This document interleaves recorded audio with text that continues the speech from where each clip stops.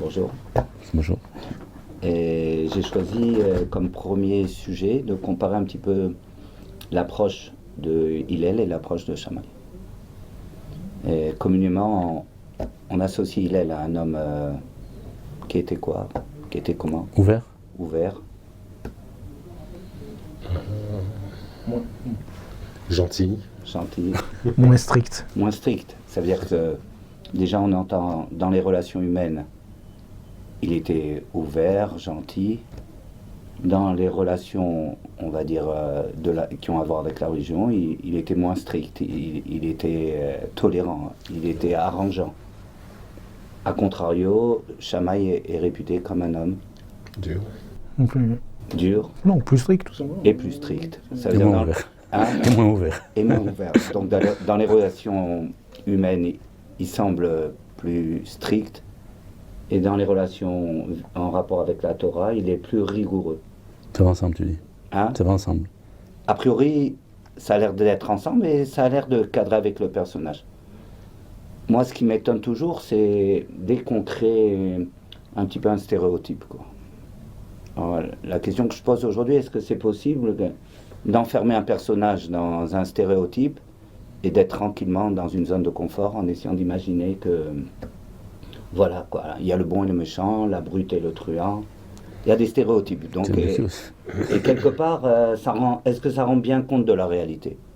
Alors c'est ça que j'ai voulu, on va dire, interroger à travers les textes qu'on va lire, d'accord? Premier texte, il a l'air d'être ce qu'il est. Il est donc, on parle de l'approche de Hillel, son approche, on va dire, moussarique, c'est-à-dire éthique. Quelle est l'approche de Hillel au niveau de sa philosophie? Comment il voit la vie? Tout ça, ça se trouve dans Avot, dans le premier chapitre du traité de Avot, et la Mishnah Yudbet. Donc on parle là-bas, Hillel et Shammai qui Mehem. Qu'est-ce qu'il disait Hillel? Hillel Omer avait Ketalmidav, ici la Girsa, c'est Eve, Ketalmidav, chez Aaron.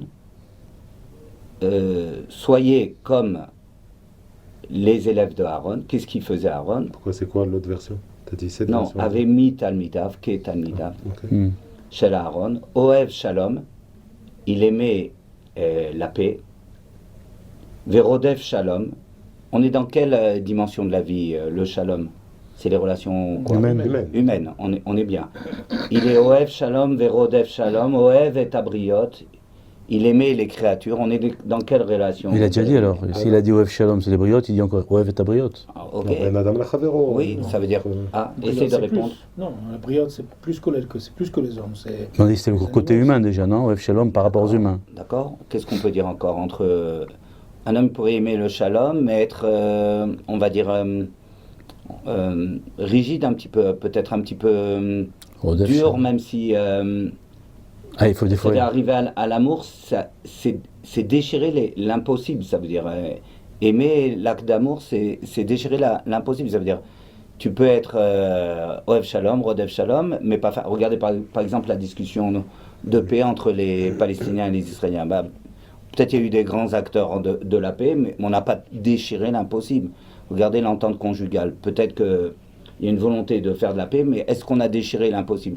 La Hava, l'amour peut déchirer l'impossible. Et Hillel et Aaron, qui a l'air d'être le modèle, on va dire, de Hillel, était quelqu'un qui aimait les briottes jusqu'à l'impossible. Il mettait de l'amour. Et qu'est-ce qu'on voit après? Umekarvan la Torah. Et rapproche-les de la Torah. Qu'est-ce qu'on découvre ici? Dans quelle dimension de la vie?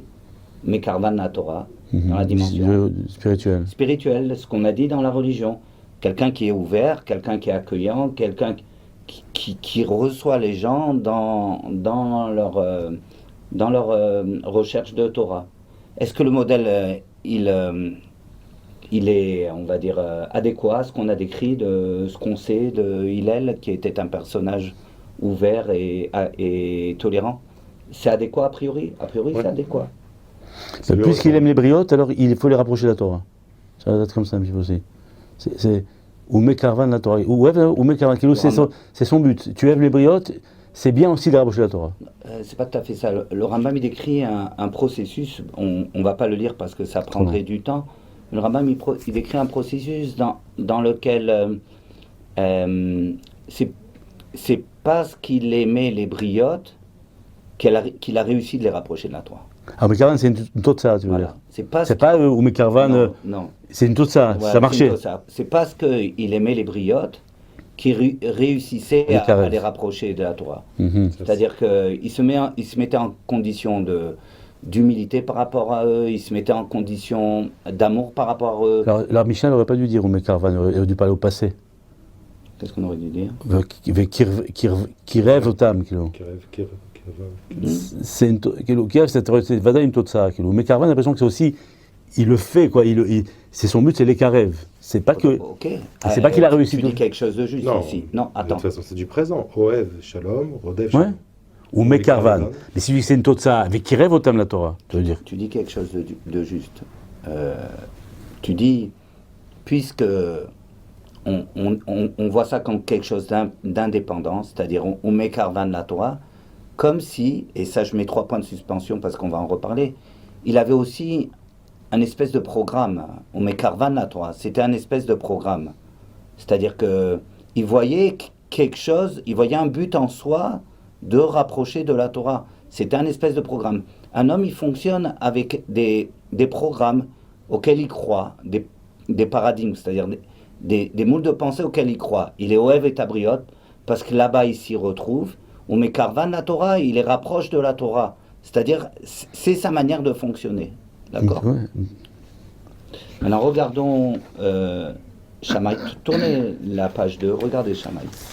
Très intéressant, comme par hasard, la Mishnah d'après, on nous présente Shammai. Maintenant, on va voir à la page 2.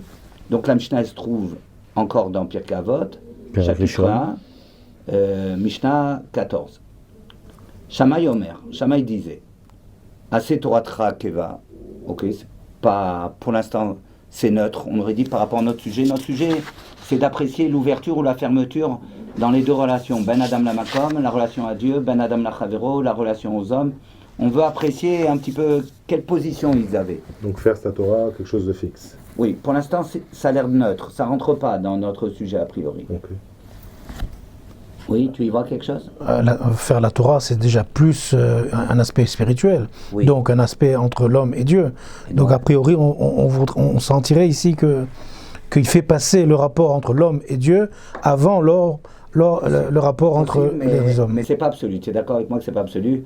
Je pense pas que Hillel, il faisait pas Torato Keva. Non, mais je veux dire, peut-être chez Hillel, ça vient, disons, c'est pas moins important, mais le rapport entre les hommes, il prévaut par rapport.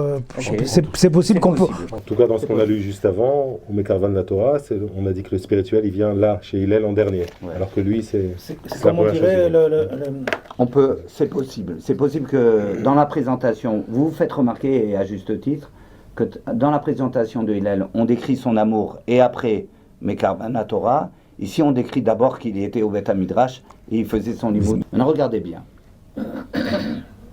Emor meat ve'aser arbe. Ne parle pas beaucoup, fait beaucoup. Ça nous indique quelque chose dans son rapport? Je dirais que c'est une expression d'humilité. Quelqu'un qui fait plus que ce qu'il dit. Razak, humilité, authenticité presque. Authenticité plutôt. Authenticité, ça nous indique quelque chose sur comment il se positionnait dans son rapport à Dieu? Oui. C'est-à-dire quoi? Sur quoi il mettait l'accent a priori? Tu en as assez, tu veux dire? Sur l'acte? Sur son authenticité. Ce qui était important, c'est comment il était vis-à-vis de Dieu, pas tellement comment les hommes le voyaient. Ou a priori, je vais jusqu'au bout de ton idée. Il se range dans une position dans laquelle il est orienté au niveau de son rapport à Dieu. Il est authentique. Ve'ave, certains disent la Mishnah, Mekabel et kol Adam besever panim yafot. Dans la Girsa du Rambam, dans le texte de Rambam, on n'est pas Mekabel, on ne reçoit pas un homme avec un visage accueillant. On est Makbil, on fait parallèle à un homme. On reçoit pas le visage, on se met en face, on envisage, ont des visages. Par exemple, dans les Chadodi, l'Ikrat Kana, Pene Shabbat, Nekabela, la face du Shabbat, nous recevons. Dans le texte du Rambam, on ne reçoit pas le Shabbat. Pene Shabbat, Nagbila. Nous allons nous mettre en face de la venue du Shabbat. On ne reçoit pas physiquement le Shabbat. On se met en face. Nagbil. Ça ressemble avec la chante de l'Akbil Penerabo. L'Akbil Penerabo. C'est pareil. Non pas les Kabel Penerabo.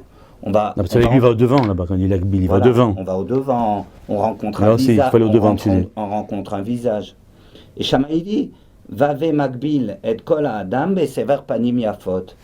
Et on recevra, on communiquera, on recevra le visage d'un autre, Besever Panim Yafot, avec un visage qui est agréable, accueillant.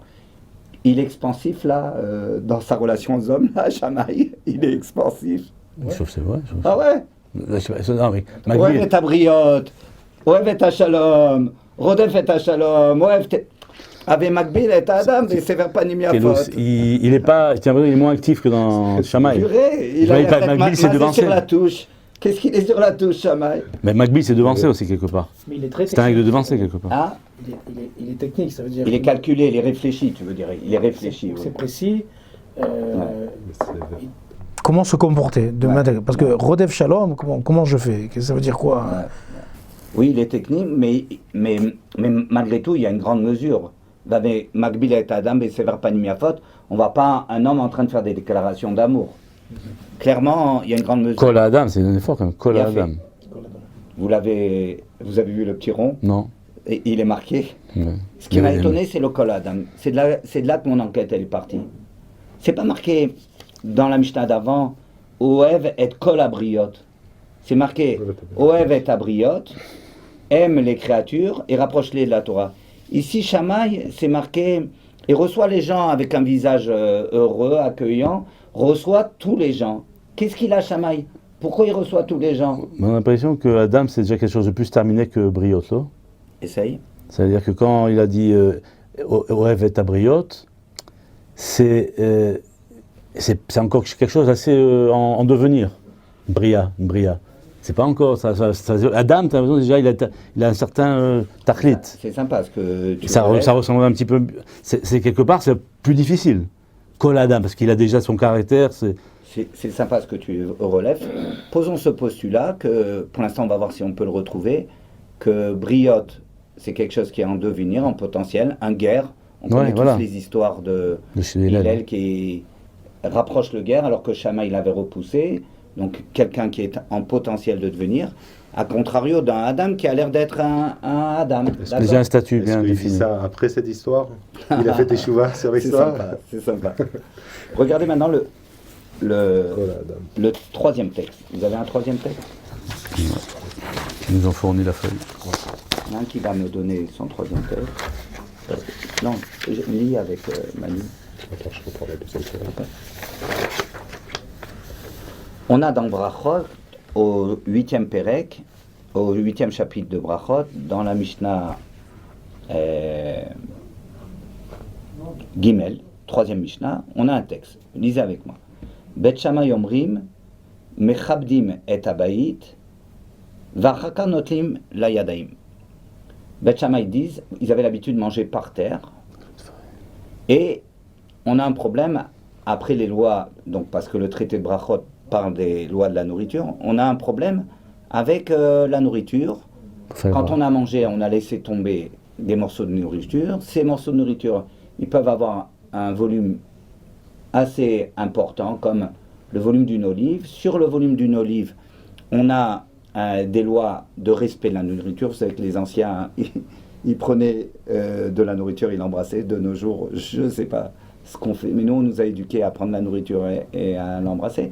Donc il y avait des lois de respect de la nourriture, et on ne voulait pas que, quand on faisait Netilat Yadayim, on se lavait les mains après le repas, qu'il y ait de l'eau sale, qui était chargée de nourriture et impure, elle puisse tomber sur la nourriture, et après, cette nourriture aurait été contaminée, on n'aurait pas pu la manger. Ça s'appelle un bisayon du ochel, ça s'appelle un irrespect de la nourriture. Donc la Mishnah, elle dit, Bet Shammai Omrim, Mechabdim et Abayit, on nettoie toute la maison, Vachakar notlim yadaim, et après on se lavera de telle sorte que la nourriture elle tombe pas sur les gros morceaux de pain et qui rendent sale la nourriture. L'eau, tu veux dire. L'eau, de telle sorte que l'eau de la netila, de se laver les mains, ne puisse pas salir la nourriture. Salir ou Mouillé, on parle simplement. d'impureté Non. Mouiller, pour l'instant on parle de mouiller. C'est Mouiller, pas- salir et donc rendre impropre. Je suis pas assez connaisseur, mais Beth Shammai qui commence à parler avant Beth Hillel, c'est normal? Oui, on dit pourquoi la lacha. Je dis Beth Hillel, Beth Shammai, on dit non? La Gemara elle dit dans Hérouvine, pourquoi on fait la lacha comme Beth Hillel? Si, c'est- Parce qu'il essaie toujours dire Beth Shammai avant. Ah, toujours c'est Beth Shammai? C'est pour ça qu'on fait la Il me lacha. semblait que j'avais disais A priori. C'est ça. Maintenant, ou Beth Hillel omrim, ou Beth Hillel disent, notlim la yadaim. Non, on peut se laver les mains. Vachaka mechabdim et abayit. Après, si tu veux. C'est pas obligé. C'est ce que tu as non, envie. Oui, et après tu nettoieras la maison. Mais qu'est-ce que Beth Hillel ils disent? Ils font pas attention à souiller la nourriture et il n'y a pas un problème avec souiller de la nourriture. Qu'est-ce que Beth Hillel ils disent? Ça c'est la question. Regardez avec moi le Rambam. Le Pirouge du Rambam ici. Mechabdim et abayit. C'est, dis-moi. Klomar, ici en bas. Ok. Chez Messirim, Perurim, chez Naflou Minaorchel, on nettoie les miettes qui sont tombées de la nourriture. Ve'akol modim, et tous les deux ils sont d'accord, Shammai et Hillel. Shim ayu sham Perurim shesh baem kazaït, que s'il y a des morceaux de pain qui ont le volume d'une olive, shar asur lichotz achi asirum. Il est interdit de se laver jusqu'à ce qu'on les enlève. Même Hillel, il est d'accord qu'on n'a pas le droit de souiller de la nourriture. Alors comment ça marche? Ou Beth Shammai omrim, et Beth Shammai il pense, Moutar, ne criez pas, attendez. Moutar l'ishtamesh beshamash amaretz. On a le droit d'avoir un employé qui est non religieux. Beth Shammai il pense, il est autorisé, nous avons le droit d'employer un employé qui est non religieux. Varé, et comme on a le droit d'employer un employé qui n'est pas religieux, Varé no yodea, et Zepurim l'assir. Lui, il ne connaît pas les lois méticuleuses. Donc, il ne sait pas quel morceau enlever, quel morceau pas enlever. Sheaz, il est moutar, il yutar lichotz, et pour qu'après on puisse laver. Donc, comme lui, il ne connaît pas, on lui enseigne, nettoie la maison d'abord de tous les pérourim, et après, on pourra se laver. Pourquoi on nettoie tout? On ne s'appuie pas sur lui juste pour qu'il grappille les morceaux qui sont problématiques, parce que le shamash, il n'est pas religieux, il ne connaît pas les lois. Donc lui, il ne va pas savoir, il va laisser des morceaux qui seront importants, et on sera amené à salir la nourriture. Je continue avec... Ce qui nous intéresse, c'est le rapport aux hommes. Ulachen amrou, achi chabdu amakom kulo vachakar orsim. C'est pour ça qu'il faut nettoyer tout l'endroit et après se laver. Ou Beth Hillel, attendez, ne criez pas. Osrim leishtamesh beshamash amaret. Ils interdisent à un juif, à un rabbin, à un homme religieux, d'utiliser un auxiliaire qui n'est pas religieux. Pas beau, toi, tu... 2 secondes. Pas beau, c'est Ou pas le beau. fichar omrim, à shamash asmo. Donc le shamash, forcément, il est Il est religieux. religieux. Donc Oui. s'il est religieux, il connaît son job. S'il connaît son job, a priori, il a nettoyé les morceaux qui avaient déjà le chiour d'une olive. Donc, y a pas de Donc on souci. peut se laver les mains, il n'y a pas de souci. Et après on nettoie le reste de la maison. Maintenant je vous demande, C'est dingue. ce qu'on voit ici, ça s'accorde avec ce qu'on a lu. C'est le contraire. C'est le contraire du contraire. Donc clairement ici on voit que Beth Shammai, il est mechabed les hommes, puisqu'il permet à un homme de fréquenter et d'avoir un aide qui est non religieux. Et Beth Hillel, du coup, il se trouve sévère et non accueillant. Et il nous interdit d'avoir un auxiliaire non religieux. Et d'ailleurs, pour vous rassurer, regardez la halacha, Valacha qui est Beth Shammai. C'est un des rares endroits dans le Talmud dans lequel les poskim, tous les poskim font la halacha comme Beth Shammai. C'est-à-dire que on a le droit de... on n'a pas le droit, on a le droit d'employer un auxiliaire non religieux. Et donc, on doit nettoyer la maison. la maison nettoie pour lui, faire un netilat yadayim. Je trouve pas que c'est pas très contradictoire avec Beth Hillel. C'est ça que je suis venu ici. La De ce, vous êtes deux. Ah, pardon. Ça passe avant. C'est une question de Non, la halakha, clarification. Elle est comme Bet Shammai en ce qui concerne quand est-ce qu'on fait Netila Yadayim. C'est forcément rattaché. Si tu dis que la halakha, elle est qu'on doit nettoyer avant de faire Netilat Yadayim, c'est que tu C'est-à-dire qu'on autorises. accepte Tu peux quelqu'un qui n'est pas accepter religieux. quelqu'un qui n'est pas religieux. C'est forcément rattaché. Pas sinon, on pourrait clairement faire le. Si on n'acceptait pas, on pourrait clairement faire la Netila, puisque le Shamash a fait son job. Clairement, les deux sujets sont rattachés. Où il se trouve que Bet Shammai, il est plus tolérant et plus accueillant que Bet Hillel. Comment on résout cette contradiction? Ça, c'était ma question. Qu'est-ce que tu proposes? Moi, il me semble que non, je ne sais pas comment résumer. En tout cas, il me semble que Beth Hillel, il n'est pas contradictoire à ce qu'il a dit avant. Parce qu'il avait dit avant, ou Mekarvan la Torah. C'est, tu peux pas. Je suis gentil, j'aime les briottes, mais il faut qu'ils se rapprochent de la Torah. Tant qu'ils ont pas arrivé à ce niveau-là, j'ai pas réussi encore mon contrat. C'est dingue. Ouais. Ça veut dire à l'extérieur, je les rapproche, mais à l'intérieur. Mais je veux qu'ils arrivent à quelque chose de bien, de sensé, de fort. Ok, mais à l'extérieur, je les rapproche, mais à l'intérieur, ils ne rentrent pas jamais. Leur donner des tâches importantes alors qu'ils ne les connaissent pas, je ne les donnerai pas. C'est un problème. C'est dingue. Parce Tu que leur mon donnes problème. le crédit de se rapprocher. Oui, mais ils ne connaissent pas. Tu vas te mécalquer parce que Mais à qui tu vas la- abîmer la nourriture, tu vas te mécalquer des choses. Un mec, tu dis, c'est Shabbat, viens, rentre, moi Shabbat, le mec, il fait n'importe quoi chez toi. Ah, d'accord, mais alors regarde, Shammai, il te dit, alors, puisque tu as quelqu'un qui sait pas, alors toi, tu dois prendre sur toi de faire attention à ces choses-là. Oui, mais tu vois bien que Shammai, il lui apprend pas au Amaretz comment il faut faire. Il dit, on lui apprend pas. Parce qu'il compte sur On est Rabet d'abord. Ça va être un exemple. Pourquoi il lui apprend doit pas être Shammai? un Apprends-lui, exemple. il va y arriver, c'est facile. 2 secondes. Mais qui doit faire preuve d'élasticité? Hillel. Le maître. Le maître, il doit faire preuve Bien sûr. d'élasticité. Qui est-ce qui fait preuve de plus d'élasticité? Ici, c'est Shammai. Je pense pas Shammai, il lui apprend pas.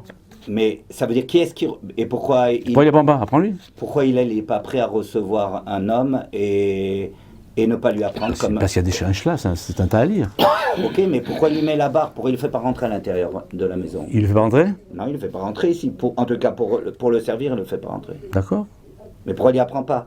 Parce qu'il y a un bisouille de quelque chose d'important en face aussi de lui. Il peut pas se perdre de. Ah, alors qui c'est qui fait maintenant qui donne importance aux religieux, à la relation à. Je pense, c'est pas uniquement religieux le bisouille de la nourriture, c'est quelque chose qui fait partie de l'être humain en général. C'est pas que du religieux. En tout cas, moi, ça m'étonne profondément qu'ils ne prennent pas en charge la vie de l'auxiliaire à l'intérieur de la maison. Et j'ai l'impression, réfléchis sur cette Mishnah, que pour des bonnes raisons, comme tu dis, il ne prend pas en charge. Un, parce que continuer à s'occuper d'une personne jusqu'à la mener à la compétence, c'est compliqué.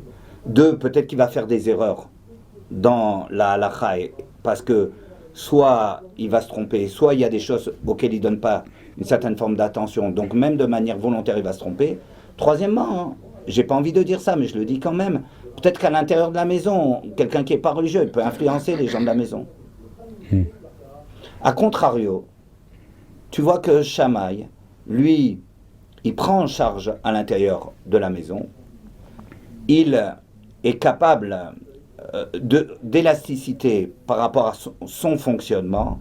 Quant à la suspicion de est-ce que cet homme-là, il va faire volontairement des fautes ou est-ce qu'il va influencer la maison, Shammai, il est capable de voir Kol Adam. Sous-entendu que peut-être que quand quelqu'un il voit un homme en potentialité, il est capable d'ouvrir, comme tu dis, sa démarche, son ta'alir, sa démarche de se rapprocher de la Torah et d'y aller. Shammai, lui, il est capable de donner de la force à cette démarche. C'est-à-dire que quand il voit un homme, il est obligé de le voir comme un homme en responsabilité. Il est obligé de le voir comme un homme en positivité. Donc s'il fait rentrer cet homme à l'intérieur de sa maison et qu'il le dévisage, qu'il envisage, qu'il le considère comme quelqu'un de capable, cet homme, et qui lui donne sa confiance, cet homme-là, il ne va pas le trahir. Donc ce qu'il ne saura pas, moi je vais compléter, mais je n'ai pas à douter du fait que cet homme, il ne va pas trahir. Parce que si je l'investis de la confiance, d'être Adam, Kol Adam, et que je l'envisage, je le dévisage comme un homme qui est capable d'être un Adam, alors cet homme-là, il ne va pas trahir. S'il ne va pas trahir, il peut vivre à côté de moi et on va collaborer, on va coexister, on va fonctionner ensemble. Si oui, c'est un petit peu la fin des stéréotypes. Il faut faire un petit peu attention aux stéréotypes. Beth Hillel, Beth Shammai, d'accord, mais il y a des fois où Beth Hillel est obligé de s'arrêter parce que sa force d'amour, d'empathie, elle ne marche pas dans toutes les sphères de la vie. Elle est obligée on va dire un petit peu de se reposer si on veut. Et Shammai, qui est, on va dire, plutôt difficile d'accès, il a une autre forme d'apathie qui est, on va dire, plus mesurée, mais qui est très puissante parce que elle lui permet D'accéder à tout le monde. d'accéder à tout le monde. Et ça, je trouve que ça repose un petit peu. Ça veut dire, c'est sympa de voir qu'il n'y a pas qu'une seule forme d'amour. C'est sympa de voir que les rabbins ne se disputaient pas, on va dire, profondément sur un rapport intelligent au monde. Mais il y a deux approches, il y a vraiment deux approches. Une approche enthousiaste et puissante, une approche qui est posée et réfléchie. Et les deux ont ces deux formes d'amour qui ont des avantages et des inconvénients. Si oui, ça c'est sympa comme matière à réflexion. Chazak. Chazak Baruch. D'accord. On a fini. On a fini les amis.